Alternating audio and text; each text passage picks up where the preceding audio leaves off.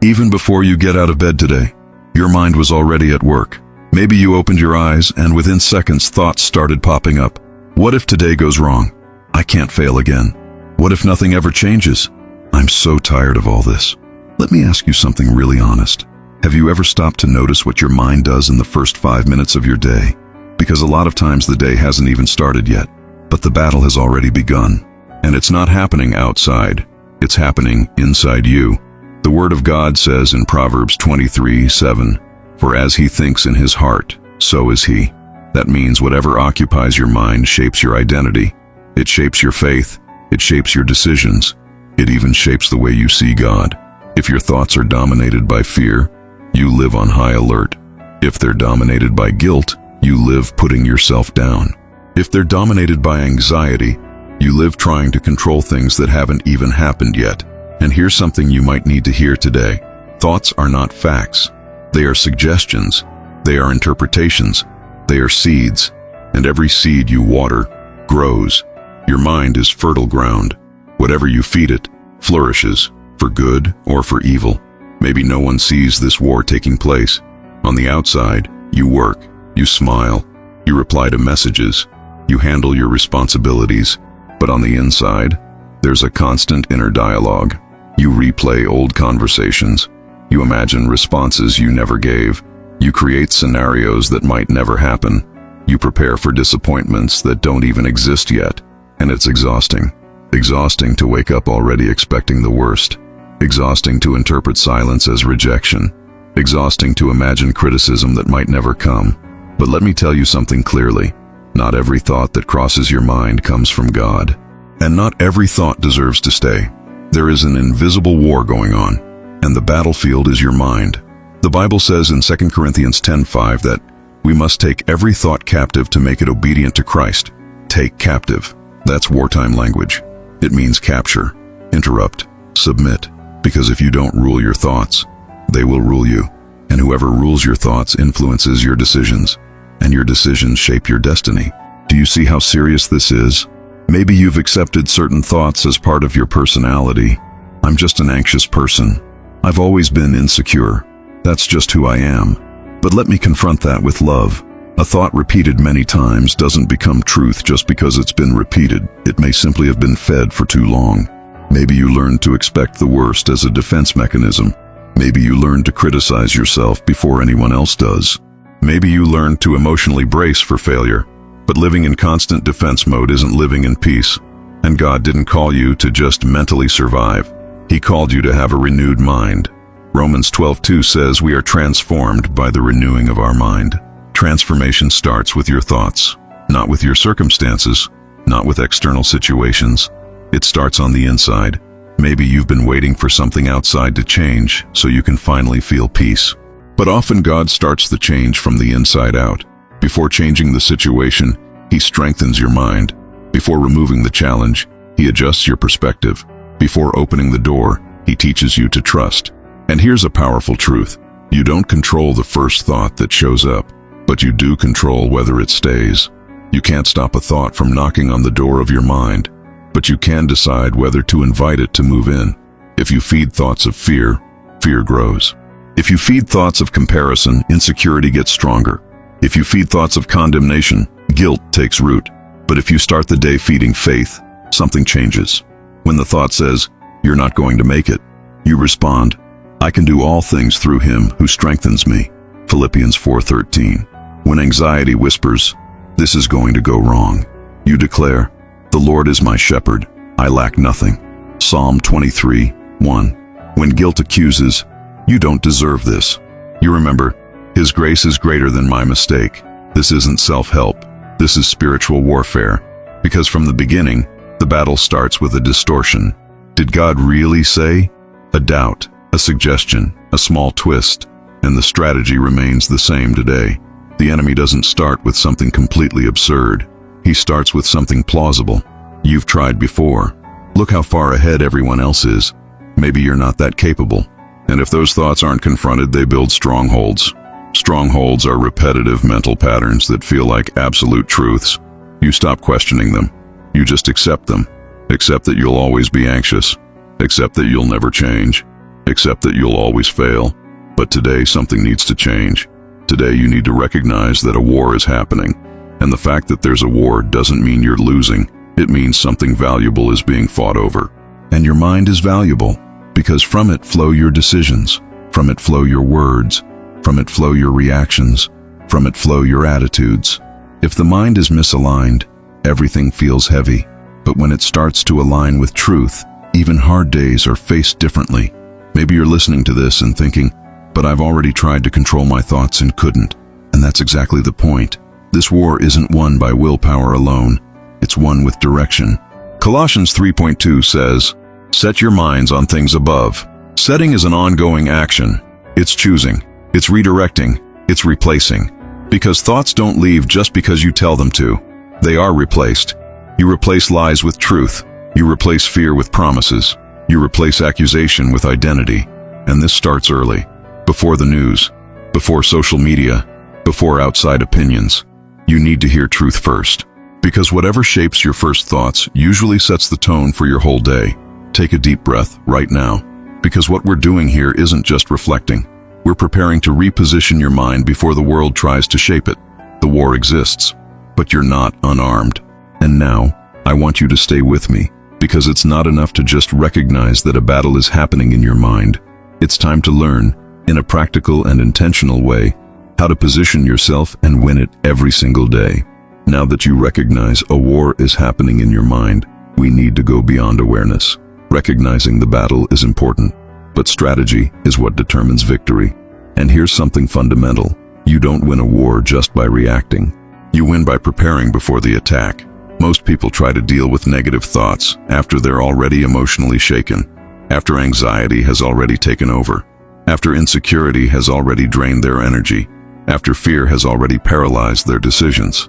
But God teaches us a different way. Ephesians 6 talks about putting on the full armor of God. No one puts on armor in the middle of the battlefield after they've already been hit. You put it on before. And that's exactly what we're going to do now. Build a preventive strategy for your mind. Identify the pattern, not just the thought. Isolated thoughts aren't the biggest problem. The problem is patterns. Is there a certain type of thought that always shows up when you face a challenge? Is there an inner narrative that repeats when something goes wrong? Maybe it's, I never get anything right. This always happens to me. No one values me. I'm not enough. Notice the key words, always or never.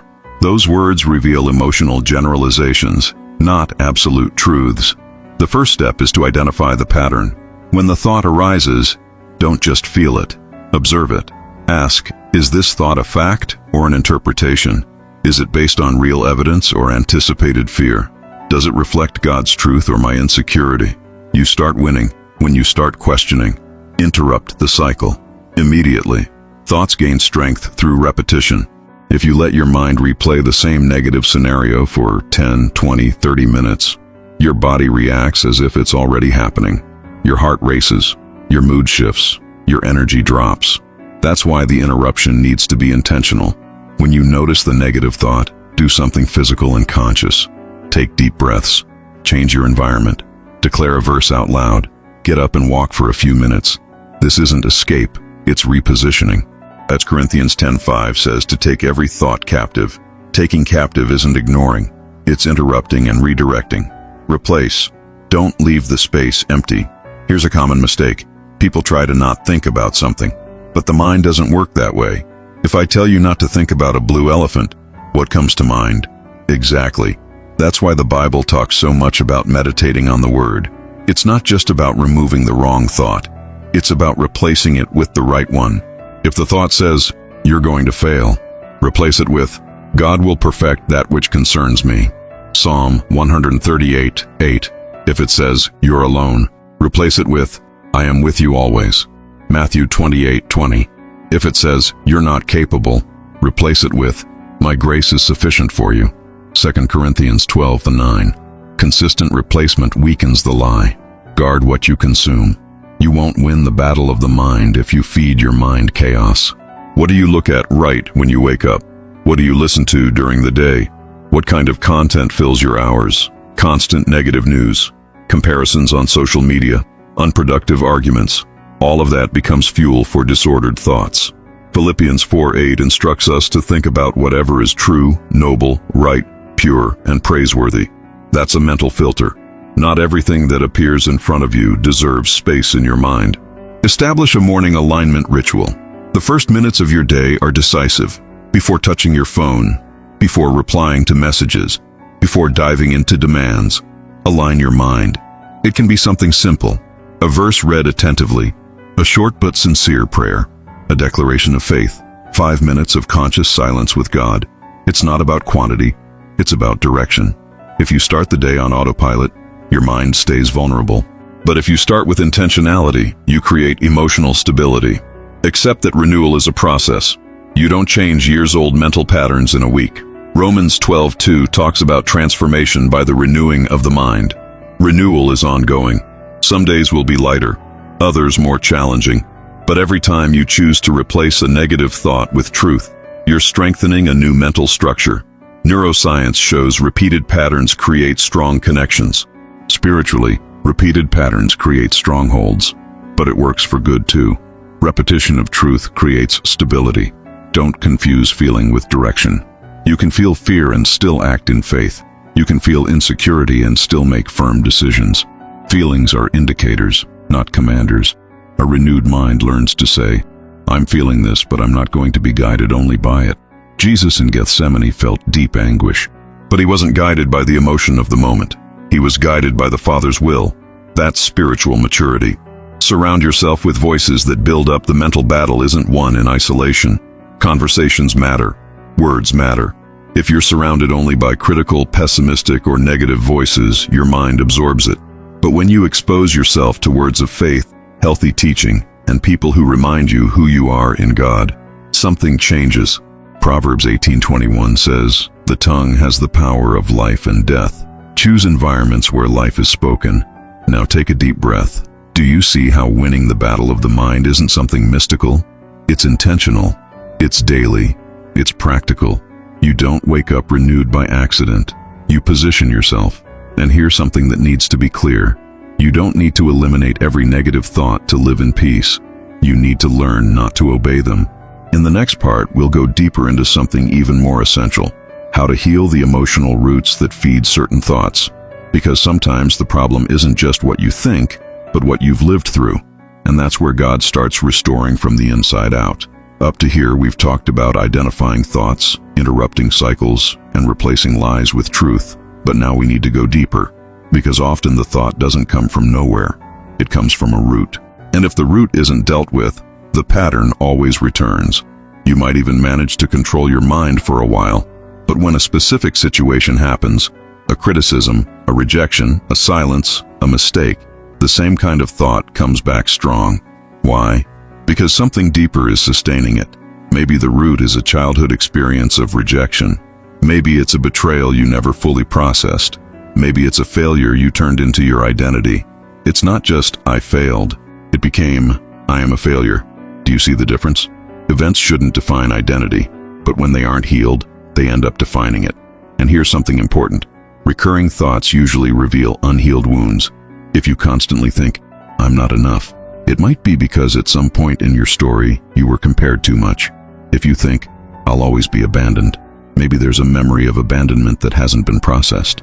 If you think, I can't trust anyone, maybe someone broke your trust deeply. The mind creates protection mechanisms. It learns to anticipate pain to avoid being caught off guard. But living always on the defensive is also a prison. And God doesn't just want you to control thoughts. He wants to heal roots. Psalm 147:3 says, He heals the brokenhearted and binds up their wounds. That means God doesn't ignore your story. He doesn't say, just get over it. He says, bring it to me. Recognize the origin without guilt. First step, recognize. Without blaming yourself, without shame, without self-judgment. Ask yourself honestly, when did this pattern start? What happened in my life that may have fed this belief? Maybe you've never stopped to reflect on it. You just learned to function, learned to move on, learned not to touch the subject. But ignoring doesn't heal. Repressing doesn't transform. Bringing it to light starts the restoration. John 8:32 says, You will know the truth, and the truth will set you free. But first, you have to know. Separate the fact from the interpretation. Maybe someone said something harsh to you in the past. That's a fact. But the interpretation you created may not be truth. Someone may have said, "You didn't do that well," but you turned it into, "I never do anything well." Do you see how the mind amplifies? The event was one time, but the interpretation became permanent. Healing the root requires revisiting the memory and asking, what really happened? And what did I conclude about myself in that moment? Many limiting beliefs were born from emotional conclusions made in moments of pain, and conclusions made in pain aren't always fair. Forgive to set yourself free. Maybe the root involves someone. Maybe someone was unfair. Maybe someone hurt you deeply. And every time the thought returns, the memory returns too. Forgiveness doesn't erase what happened, but it stops it from continuing to control your present. Forgiveness isn't saying it was okay. It's deciding you don't want to carry the weight anymore. Ephesians 4:31-32 calls us to get rid of bitterness and forgive just as we have been forgiven. Lack of forgiveness feeds repetitive thoughts.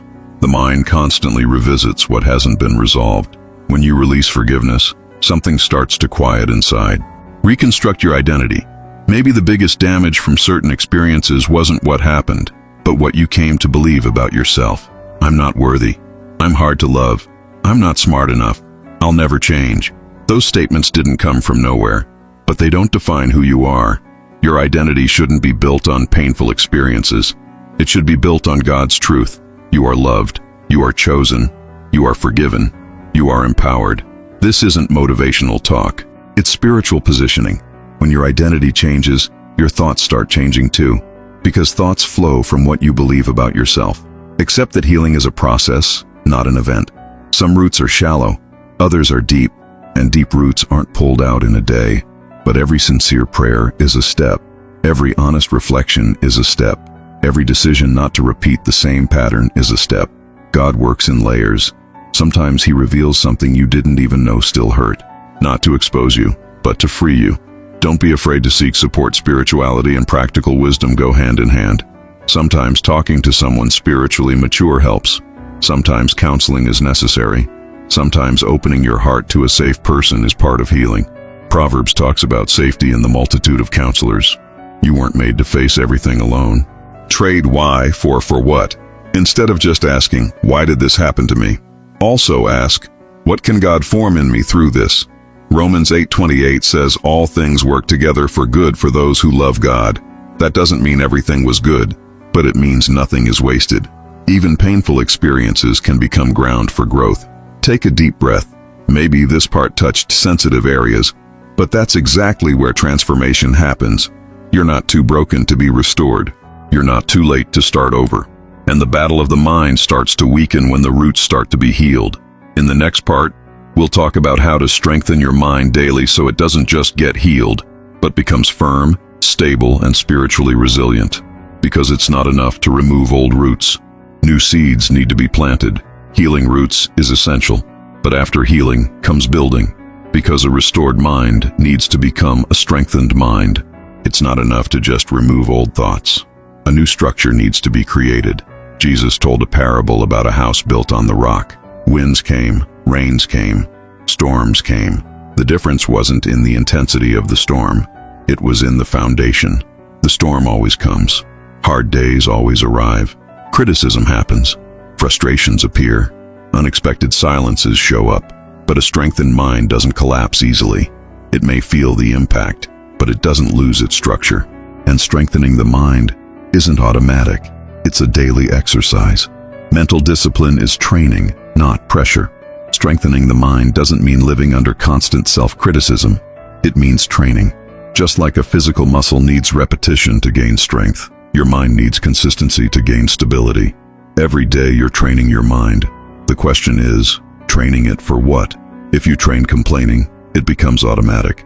If you train comparison, it becomes natural. If you train gratitude, it starts shaping your perception. Training requires repetition. Small daily choices build big inner structures. Create an intentional thought pattern. A loose mind wanders. A directed mind gets stronger. You can't prevent random thoughts from arising, but you can choose a dominant focus. What thought do you want to become your pattern? Confidence, gratitude, faith, balance. Choose a spiritual theme for each season of your life. Maybe in this season it's trust, maybe it's rest, maybe it's perseverance, and feed it daily with verses, declarations, and aligned reflections. Repetition creates familiarity, and what becomes familiar starts to feel natural. Protect your emotional energy. A strong mind also knows how to say no. Not every argument needs your response. Not every provocation deserves your reaction. Not every opinion needs to be absorbed. Proverbs says the wise are slow to answer. That's mental maturity.